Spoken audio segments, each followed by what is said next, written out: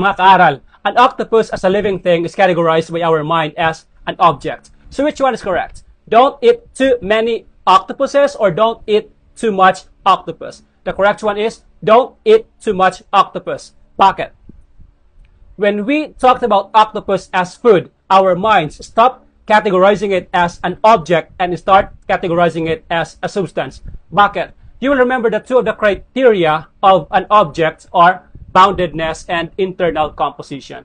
Kapag niluto mo ang octopus, kapag pinagputol-putol mo ito, you are destroying its boundedness and internal composition.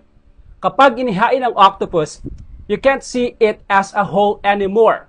So, you don't see its boundedness. Second one, you can't even identify the invertebrate's body parts. Some of its body parts are even removed. So, its internal composition is destroyed. And thirdly, it is not alive anymore and not frightening anymore. So, when you say that you eat too many octopuses, that means kinain mo yung octopus ng hilaw and buo. So, sana natuto kayong muli sa video ng ito.